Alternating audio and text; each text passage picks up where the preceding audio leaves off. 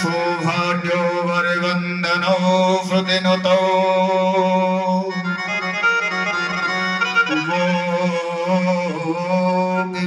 गोपीवृंद वृंदयो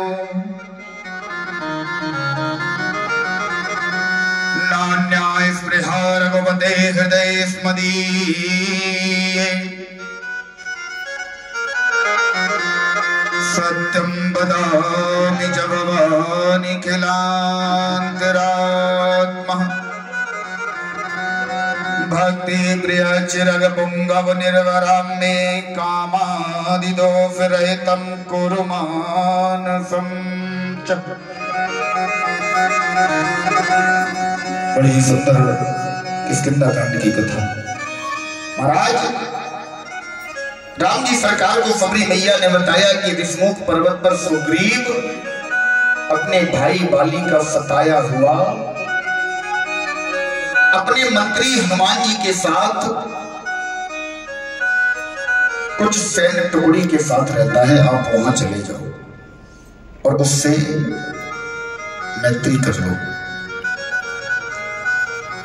राम जी सरकार बढ़ते हुए चले आ रहे हैं। सुग्रीव ने विष्णुमुख पर्वत पर ऊपर से देखा।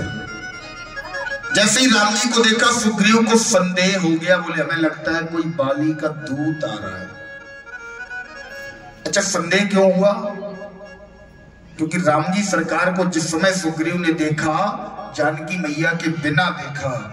जानकी मैया कौन है? भक्ति। और जब जब परमात्मा को आप भक्ति के बिना देखोगे संदेह होगा। भक्ति हृदय में धारण करके जब परमात्मा को देखोगे संदेह हो ही नहीं सकता। सती मैया ने भी देखा, जानकी मैया के बिना देखा, भक्ति के बिना देखा, संदेह हुआ। सुग्रीव ने देखा, बिना भक्ति के देखा। एक बात और, सती मैया का संदेह दूर हुआ क्योंकि सती मैया के पास शंकर रूपी गुरु है। और यहां सुग्रीव का संदेह दूर होगा क्योंकि सुग्रीव के पास हनुमान रूपी गुरु है। श्री गुरु चरण सरोज रज। आज हनुमान जी को भेज दिया। हनुमान जी महाराज चले। लक्ष्मण जी ने दूर से आते देखा। हनुमान जी महाराज ने वेश काय का बनाया? विप्र का, ब्राह्मण का वेश बनाया, संत का। लक्ष्मण जी ने कहा राम जी हमें लगता है जानकी मैया मिल जाएंगी।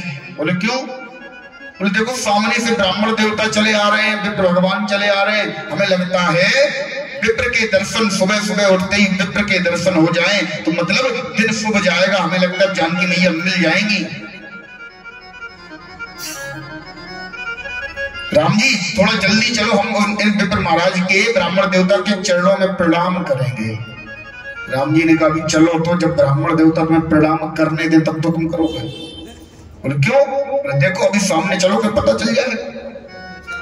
आए सामने और आते ही हनुमान जी ने जैसे ही स्वरूप देखा तो गोस्वामी बाबा लिखते दंडवत हो गए।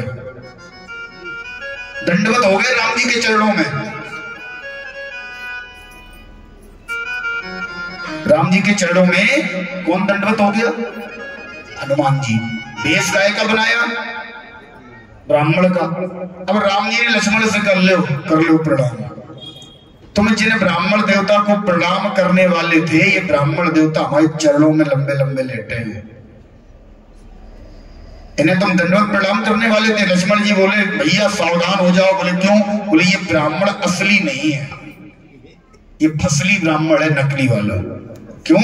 अगर असली ब्राह्मण होता तो हम क्षत्रिय रूप में आ रहे हैं, हमें ये प्रणाम करता नहीं, उल्टा हम इसे प्रणाम करते, ये हमें प्रणाम कर रहा है, इसका मतलब ये असली ब्राह्मण नहीं है।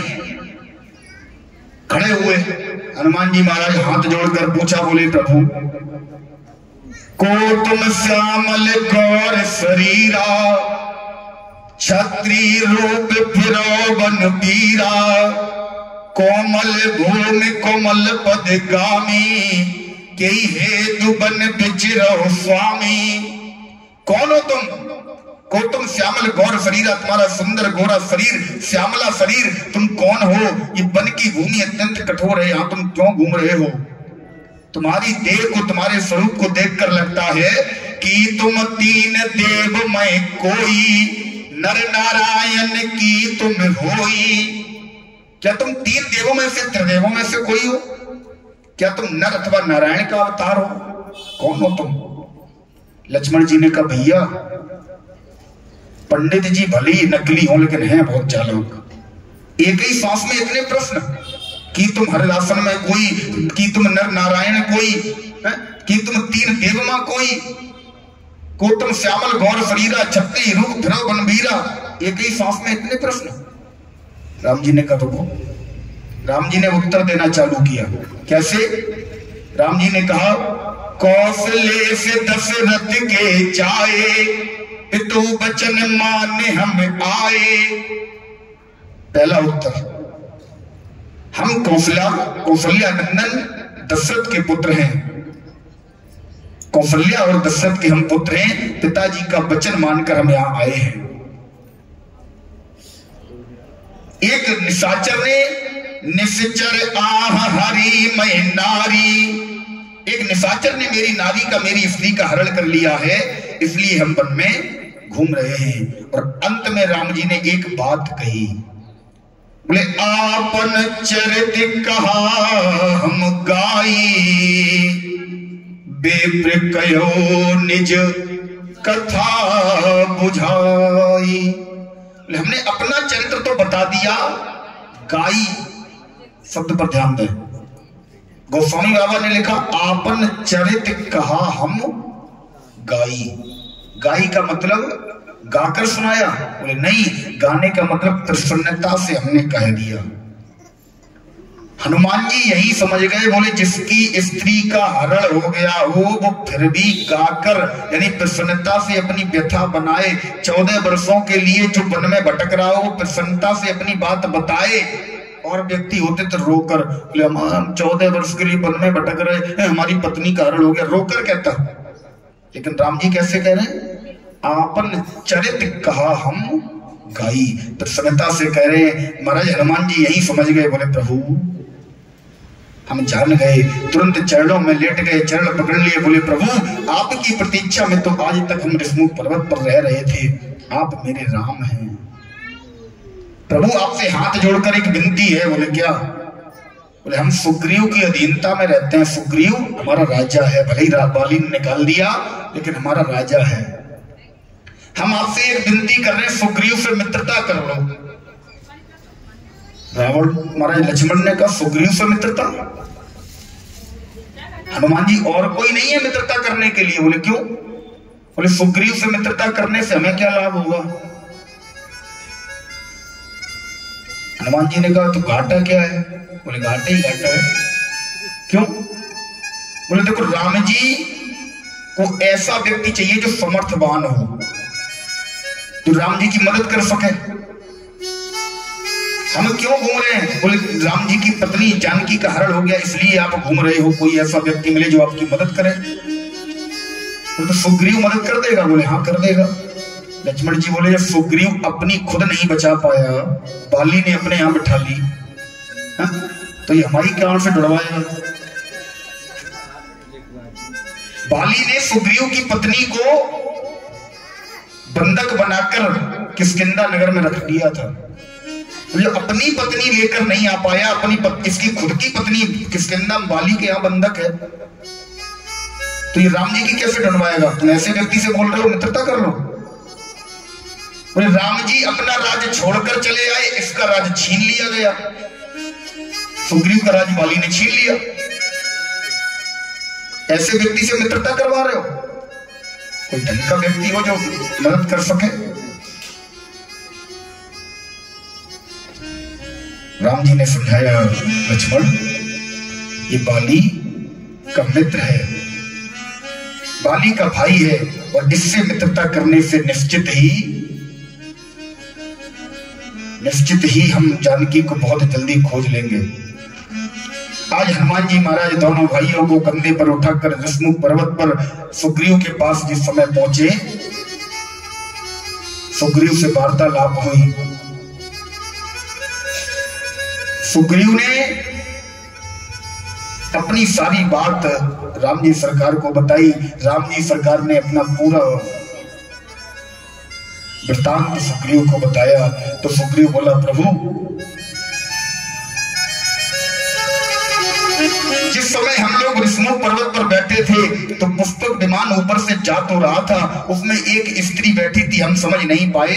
उसने एक पोटली में, कपड़े की पोटली में कुछ आभूषण नीचे गिराए थे। क्या ये आभूषण जानकी मैया के हैं? दौड़कर सुग्रीव गया, एक गुफा में वो आभूषण रखे थे, उठाकर लाया, राम जी के सामने आभूषण खोले। राम जी सरकार ने जैसे आभूषणों पर नजर डाली, लक्ष्मण की से कहा, लक्ष्मण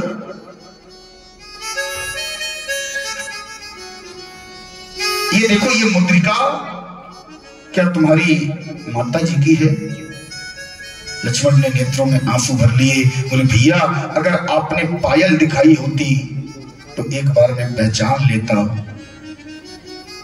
भैया मैंने आज तक माता के चरणों के अलावा माता को देखा ही नहीं है। ये चरित्र है लक्ष्मण जी का। रामचरितमानस का प्रत्येक चरित्र हमें जीवन में उचित मर्यादा की शिक्षा देता है।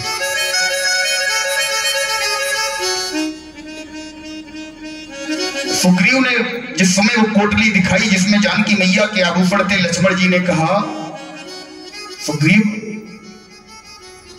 ये बताओ, जब मैया ने आभूषण गिराए उसके बाद भी तुम कुछ नहीं कर पाए? तुम्हारा एक मंत्री बोला, नहीं हम लोग तो बस खड़े बैठे बैठे देखते रहे। लक्ष्मण जी ने कहा पास में खड़े हनुमान जी से,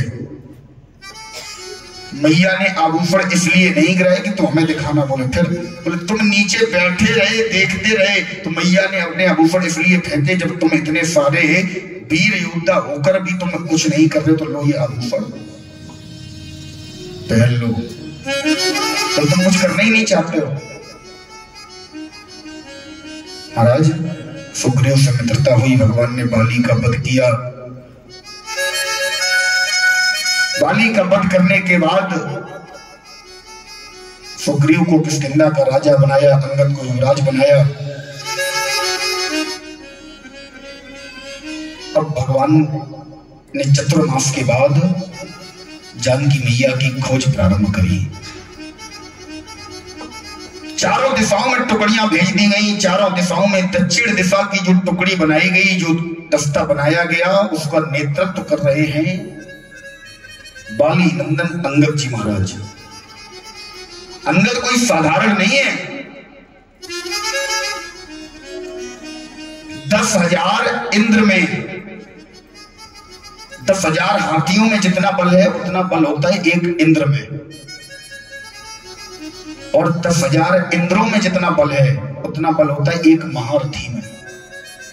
10,000 महारथियों में जितना बल है उतना बल होता है एक ऐरावत में। 1 करोड़ ऐरावत में जितना बल है, वाल्मीकि रामायण में पढ़िए आप, उतना बल हनुमान जी इस अंगुली में लेकर चलते हैं। इस अंगुली में अंगद हनुमान जी से बिल्कुल कम नहीं है, बिल्कुल भी। अंगद को नेतृत्व दिया गया, बोले अंगद तुम इस दक्षिण दिशा में जाकर माता सीता की खोज करोगे। तुम्हारी वाली टुकड़ी में हनुमान जी, जंगद जामवंत जी, नल नील और 96 अन्य सैनिक होंगे। दक्षिण दिशा में चलना प्रारंभ कर दिया। जैसे ही निकल रहे थे हनुमान जी को राम जी ने इशारा किया, बोले हनुमान इधर आओ। हनुमान अगर तुम्हें जानकी मिल जाए तो जानकी तुम्हें पहचान नहीं पाएगी, एक प्रेम चिन्ह लेते जाओ। आज भगवान ने महाराज अपनी मुद्रिका को उतारा, हनुमान जी को पकड़ा दिया। हनुमान जी उस मुद्रिका को लेकर आगे बढ़े। जैसी दक्षिण दिशा में चलते गए चलते गए चलते गए, अंत में एक ऐसा स्थान आ गया जहां पर सबको आकर खड़ा होना पड़ा। कौन सा स्थान? बोले महाराज सामने समुद्र है। अब कहां जाएं, किधर जाएं, कहीं रास्ता ही नहीं है। सामने समुद्र है। बोले महाराज अब रास्ता बचा नहीं, दक्षिण दिशा पूरी समाप्त हो गई, सामने समुद्र है, रास्ता कहीं है नहीं। इसका मतलब बोले जानकी मैया मिली नहीं। अब अगर यहां से लौट कर जाएंगे तो सुग्रीव जीवित नहीं छोड़ेगा, लौट कर जा नहीं सकते, क्या करें। अंगद जी ने प्रण कर लिया, अगर जानकी मैया का पता नहीं चलेगा तो मैं यहीं बैठे बैठे अपनी प्राण उत्सर्ग कर दूंगा, लौट कर नहीं जाऊंगा। अंगद ने प्रण किया तो जामवंत जी भी बैठ गए, जामवंत ने प्रण किया, नलनील भी बैठ गए, सारी सेना बैठ गई। और हमारे अनंत बलवंत हनुमंत लाल जी महाराज एक कोने में चुपचाप खड़े, जैसे कुछ जानते ही नहीं है, चुपचाप खड़े हैं। महाराज वहीं पर जटायु का एक भाई है संपाति, संपाति बैठा हुआ है। संपाति ने जैसे ही देखा कि इतने सारे बानर एक साथ मरने जा रहे हैं, मर रहे हैं, संपाति बोला ये बहुत अच्छी बात है, अभी तक हमें भोजन की तलाश में जाना पड़ता, पंख वैसे ही नहीं है हमारे, जल गए हैं, अब ये भोजन यहीं चलकर आ गया, हम इन सबको खा लेंगे। जैसे ही संपाति के वचन सुने जामवंत जी ने कहा कौन हो तुम, तुम्हारी शकल तो जटायु से मिलती है। जैसे ही जटायु का नाम सुना तब तक पीछे से एक बानर बोल पड़ा, और देखो एक ये गिद्ध है जो हम सभी बानरों को खाना चाहता है, और एक जटायु जी महाराज थे जिन्होंने राम जी के कार्य के लिए अपने प्राणों को उत्सर्ग कर दिया। जैसे ही जटायु का नाम सुना संपाति रोने लगा, बोले क्या हुआ मेरे भाई को। अंगद जी ने पूरा वृत्तांत बताया, बोले महाराज हम लोग इसलिए इसी तट पर बैठे हैं कि जानकी मैया का हरण हो गया। संपाति के पास लंबी दृष्टि है, गिद्ध है, महाराज 400 योजन तक देख सकता है। संपाति ने तो ऊंचे टीले पर चढ़कर जैसे ही देखा तो जानकी मैया अशोक वाटिका में बैठी है। जामवंत जी से कहा जानकी मैया लंका में बैठी है, लेकिन अब 400 योजन पार जाए कौन, पता लगाने कौन जाए। सब शांत बैठे, कोई जा ही नहीं पाएगा। अंगद जी एकदम से तपाक से खड़े हुए, बोले अंगद कहे जाऊं मैं पारा, अंगद कहे जाऊं मैं पारा, अंगद कहे जाऊं मैं पारा, अंगद कहे जाऊं मैं पारा, अंगद कहे जाऊं मैं पारा, अंगद कहे जाऊं मैं पारा, जिय संशय कछु फिर भी पारा, जिय संशय कछु फिर भी पारा।